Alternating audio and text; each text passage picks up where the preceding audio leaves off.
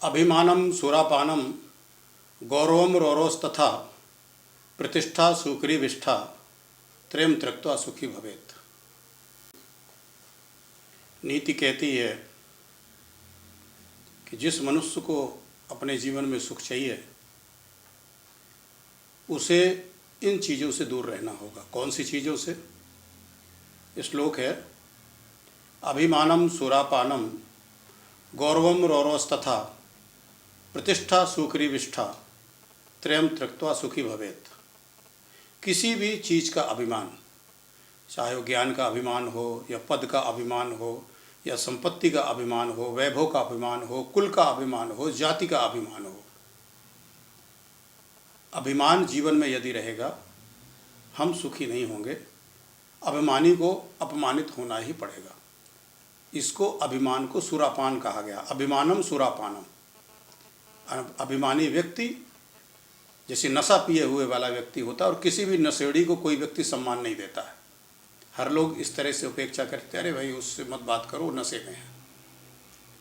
तो जीवन में किसी भी प्रकार का यदि नशा है, जैसा हमने बताया कि चाहे वो ज्ञान का ही नशा क्यों ना हो, धन संपत्ति पद प्रतिष्ठा वाक चातुर्य, किसी भी चीज़ का नशा क्यों ना हो, यदि उसमें अभिमान आया तो कोई भी आपको सम्मान से नहीं देखेगा। और सम्मान तो छोड़िए, क्योंकि आप सुखी होना चाहते हैं तो ऐसी कोई चीज़ भी आपको नहीं प्राप्त होगी। गौरवम रोरोस्तथा, गौरव की कामना करना। लोग गौरवशाली बनने की बात कहते हैं, बनना अच्छी बात है। आप अच्छे होंगे तो आपकी अच्छाइयों की चर्चा होगी। यहाँ बात आ रही है कि आपको इसके लिए लालायित नहीं रहना है, आपको अपने को प्रचारित नहीं करना है या प्रचारित नहीं कराना है। स्वतः यदि आपके सत्कर्म हैं, आपके कार्य हैं, वो प्रचारित होंगे, लोग सौ मुँह से कहेंगे। लेकिन आप यदि प्रचारित कराते हैं, गौरव की कामना करते हैं, तो शास्त्र कहता है कि रौरव नरक की कामना है। विभिन्न प्रकार के नरकों की कल्पना है जिसमें रौरव नाम का बड़ा भयंकर नरक है, और गौरव की कामना को उस रौरव की कामना से समक्ष बताया गया है, परिणाम स्वरूप बताएगा। प्रतिष्ठा सुकरीविष्ठा, और प्रतिष्ठा की कामना करना कि मैं प्रतिष्ठित लोगों के मध्य गिना जाऊं, तो सुअर की विष्ठा की कामना करना है। यानी सबसे घृणित जो वस्तु है जिसका कोई उपयोग नहीं है। मानव की विष्ठा का उपयोग तो है, लेकिन सुअर की विष्ठा का कोई उपयोग नहीं है। इसी प्रकार से जिन लोगों के मन में यह रहता है कि हम कैसे प्रतिष्ठित हों, हमारी प्रतिष्ठा कैसे हो, लोग हमको प्रतिष्ठा प्रदान करें, ऐसे लोग समझिए कि सुअर की मल की, सुअर की विष्ठा की कामना कर रहे हैं। जैसा कि मैंने कहा कि आपके कार्यों से, आपके व्यवहार से, आपके समर्पण त्याग सेवा से आपको ये चीज़ें मिलेंगी, मिलती हैं, लेकिन आपके अंदर ये कामना नहीं होनी चाहिए। तो यदि सुखी होना है जीवन में तो हमें इन चीज़ों से बचना होगा। हमारे सामने मर्यादा पुरुषोत्तम भगवान श्री राम का चरित्र है। यदि आप ध्यान से देखेंगे, आज वो इतने लोकप्रिय क्यों हैं? भगवान के अवतार तो 10 अवतार हुए, सभी अवतारों ने अपने समय में आकर के सृष्टि के संकट का हरण किया, यहाँ तक कि देवताओं के संकट का भी हरण किया। भगवान श्री राम तो जो प्रसिद्धि प्राप्त किए वो अपने व्यवहार के कारण ही तो प्रसिद्धि प्राप्त किए।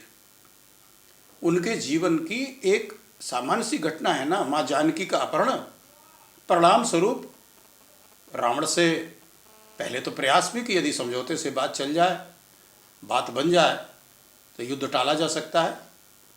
प्रयास किया भगवान श्री राम ने युद्ध टालने का, जब नहीं टला तो बाध्य होकर के रावण से युद्ध हुआ। और रावण ने चूंकि स्वयं आने से पहले अपने सारे वंश को, क्योंकि उसे पता था कि ये स्वयं ईश्वर का अंश लेकर के अवतरित हुए हैं पृथ्वी में, तो वो चाहता था कि मेरा सारा वंश मुक्ति को प्राप्त करे, तो सारे वंश को उसने स्वाहा करा दिया। फिर स्वयं लड़ने के लिए आया तो उसके वंश का नाश हुआ। इसके अतिरिक्त तो भगवान श्री राम ने कोई और ऐसे कार्य नहीं किए जो फिर भी उनकी जो लोक में प्रतिष्ठा है, जो सर्वाधिक लोकप्रिय और मर्यादा पुरुषोत्तम के राम नाम से जो जाने जाते हैं, राम राज्य की परिकल्पना लोग करते हैं, वो इसलिए कि उनका जीवन बहुत ही सरल सौम्य, और ये जो मैंने अभी बातें कही इन सबसे दूर दूर तक उनका कोई रिश्ता नहीं था। उन्होंने कभी अपने को विशिष्ट जन कहने की चेष्टा नहीं की, कभी किसी से अपने को बड़ा नहीं माना, सबको सम्मान दिया, सबरी को माँ कह करके संबोधित किया, निषाद राज आदि को अपने भाइयों से अधिक प्रिय माना, हनुमान आदि को उन्होंने अपने भाइयों से अधिक प्रिय माना। उदाहरण दिया बीच बीच में, तुम मम प्रिय भरत ही सम भाई, आप मेरे लिए जैसे भरत मेरे लिए प्रिय है ऐसे आप मेरे लिए प्रिय हो। यानी पूरे संसार को उन्होंने रिश्तों में बांधा, जो जो उनके जीवन काल में उनके चरित्र के समय उनके सामने आए, और अत्यंत ही मर्यादा पूर्वक सबका सम्मान आदर किया। जिन्होंने उनका सर्वाधिक अनिष्ट करने का प्रयास किया, माता कैकेयी, पहले जाकर के भगवान श्री राम माता कैकेयी से पहले जाकर के मिलते हैं। तो लोक में जो प्रसिद्धि, लोकनायक के रूप में जो भगवान श्री राम प्रसिद्ध हुए, और इन्हीं कारणों से हुए क्योंकि उन्होंने अपने जीवन में कोई भी विशिष्टता की चाह नहीं की। विशिष्टता तो मिलेगी, जैसे हमने कहा कि यदि आपके कार्य होंगे, आज भगवान राम पृथ्वी पर नहीं है, परलोक गमन उनका हो गया, लेकिन आप देखिए उनके लिए कितने लोग भक्त तुलसीदास जी द्वारा लिखी हुई रामचरितमानस से करोड़ों करोड़ों लोगों की सम्मानपूर्वक जीविका चल रही है। कितने कथाकार के साथ लगी हुई पूरी टीम, और सम्मानपूर्वक किस तरह से पूरे विश्व में हैं, मंदिर कितने बने, कितने भव्य हैं, दर्शन क्या हो रहे हैं, ये सब तो अपनी जगह है ही है। लेकिन उस प्रभु के हजारों हजार वर्ष पहले भी इस पृथ्वी से परलोक गमन कर जाने के बावजूद, क्योंकि उन्होंने जो आचरण प्रस्तुत किया समाज के सामने, भाई से कैसा व्यवहार हो, माता पिता के प्रति हमारा क्या कर्तव्य है, गुरुओं का हम कैसे आदर करें, ब्राह्मणों का हम कैसे आदर करें। आज बहुत से द्वेषी लोगों को, जिनके अंदर जाति का कीड़ा बुलबुलाता रहता है, जो दूसरों के त्याग के कारण जो जातियां सम्मान पाई हैं या सम्मान पा रही हैं या जिन्हें सम्मानित माना जाता है, लोकतंत्र में तो हालांकि इस तरह की कोई विशेषता नहीं है, लेकिन ये वो भी मानते हैं कि ये लोग सम्मानित हैं, इसलिए तो उनको निशाने पर लेते हैं, उस वर्ग को निशाने पर लेते हैं।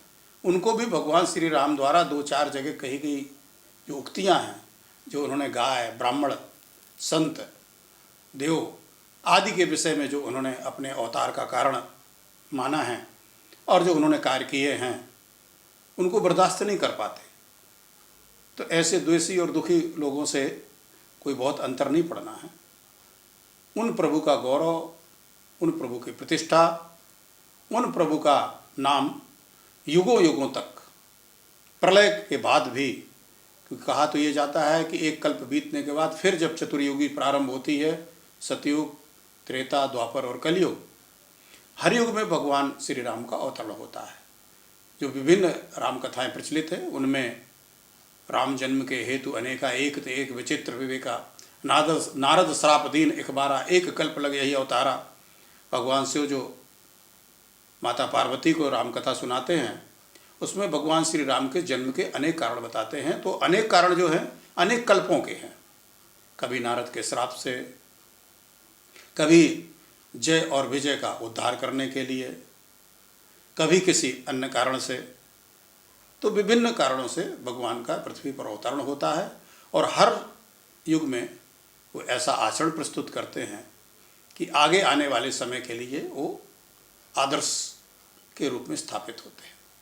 इसलिए यदि हम चाहते हैं कि हमारा समाज में सम्मान हो, हमारे आचरण के कारण हमारे बच्चों को, हमारे अनुयायियों को, हमारे शिष्यों को विपरीत परिस्थिति का सामना ना करना पड़े, शर्मिंदा ना होना पड़े, तो भूल करके भी हमारे अंदर किसी भी प्रकार की अभिमान वाली उक्ति, गौरव जैसी चाह और प्रतिष्ठा जैसी कामना नहीं होनी चाहिए। जय हिंद, जय भारत।